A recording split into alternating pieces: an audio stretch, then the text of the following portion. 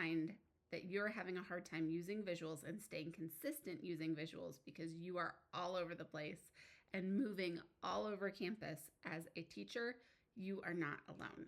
I am Jen, and I am a K-1-2 self-contained autism teacher, and I'm telling you, in my world, self-contained means that I am all over campus. Wherever my students are is where I am. And even though most academics are done in my classroom, that doesn't mean that my students just stay in my classroom. They are wherever is deemed least restrictive. So if they can join music, they join music. If they can join art, they join art. If they can join lunch and recess, they go to lunch and recess. And even if they can't go with the general education population, they need all of those things anyway. So we are all over the campus all of the time. So if you've ever seen me in other videos with my lanyard on, you probably see that I have this big necklace ring on, and I'm going to tell you why today. These are my traveling visuals. Not only do I have these, but everyone on staff with me has these visuals. Let me tell you why. I think that my job as a teacher is busy. I think back to when I was an assistant or a paraprofessional. In my district, we call them assistants. And I think about how many steps I took as an assistant. And I'm going to tell you that I moved so much more. And I cannot even imagine that now as a teacher. Paraprofessionals, you have my utmost respect. Our world could not happen without you. So kudos to you.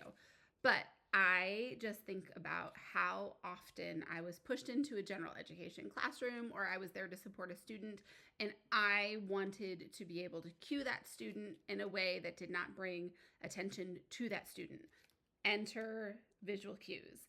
Visuals, we know, they're worth 1,000 words. If I'm going to use my voice, everyone notices. If I give a visual prompt, not everybody notices. It can be private. It can be between just myself and a student if they're right next to me. But also I can cue a whole classroom if I need to on what I need them to be doing. So visuals are huge. We know this as educators, but the problem came up when we were roaming the school.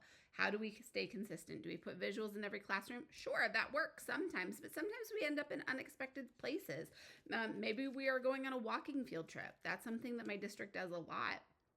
We've got trails and parents sign permission forms and we can go, and sometimes it happens quickly and we don't even know. And so we need to be able to walk and we need to be able to go, and I need to have visuals on the go. And so these visual necklaces have been huge in my classroom. Not only did I make them just for myself, I made one for every member of my team, but I actually made one when we did a behavior training that I worked on for every single paraprofessional that came.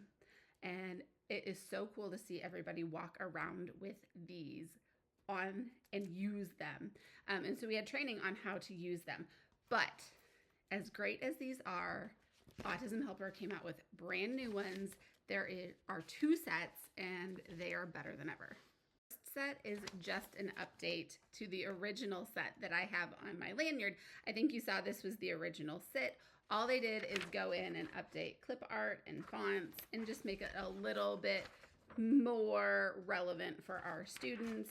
And these are fantastic. I use them every single day. Things from walk, cover your mouth, be quiet. They're fantastic. Love them.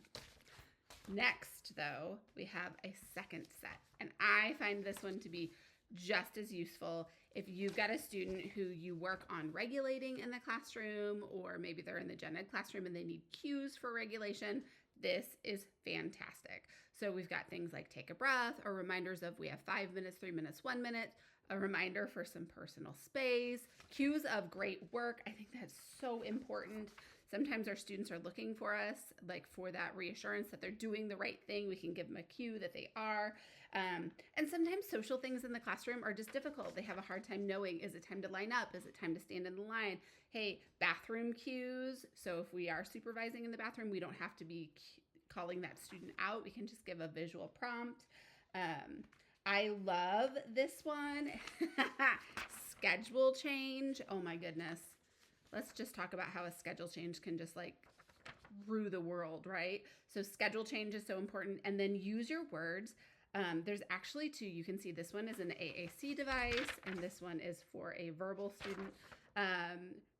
Cues for like we have 1 more, 2 more, 3 more, or we're all done. I love that. And calm body. Love all of these. These are going to be so helpful. One tip that I have for you is when you prep these, you don't have to put every single one on a key ring. If you are not going to use Turnitin, don't put it on your key ring. And in fact, when you find ones that are really, really useful that you know that you're going to use all the time, you might even color them or outline them in like a red or a green Sharpie so you know. Or some people on my team put little Post-it flags right there so they know instantly where to turn so they can get there quickly. If you are a teacher and you find yourself managing behavior crises or trying to stop behavior crises before they happen, I think we are all there. Sometimes we need to cue other adults who are probably trying to help but might be making the situation worse, or you need to quickly communicate to other adults what you need, but you need to stay focused on the student. The Autism Helper came out with these behavior crisis visual cards so you can cue other adults. Things like get help, please don't talk to the student, or like, hey, I've got this, please just go. Like, I know that it might look like a hot mess, but I promise I got this. Or, hey, I need to swap out, I need a break, don't touch them, I need a crisis team. My favorite, no eye contact. Sometimes eye contact is like, just an invitation to a power struggle, and nobody needs that. And so we have that one on there, but exit and clear the room. That one's super important. So you can just have people go. Please stay close if you need somebody to stay close. Or I love these. Hey, we're planned ignoring. Or, hey, this student's looking hot. Can I get some water, please? That's gonna help. I need to make sure that their needs are met while they're in crisis. Or, hey, let's back up and give them some space. Us crowding around them and getting in their face is not helping. Let's back up and give them some space.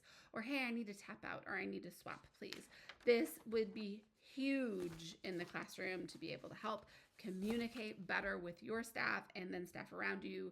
Again, everybody has best intentions. It's just sometimes we need to give directions so we can make sure that everybody's doing what's best for the student and they can follow that behavior plan, because the staff walking by probably doesn't know the behavior plan and they just want help. So now you can guide your staff, which I think this is the coolest thing. Not have come out at a better time, because the Autism Helper always has great things to prep in the summer and they're always saving me time.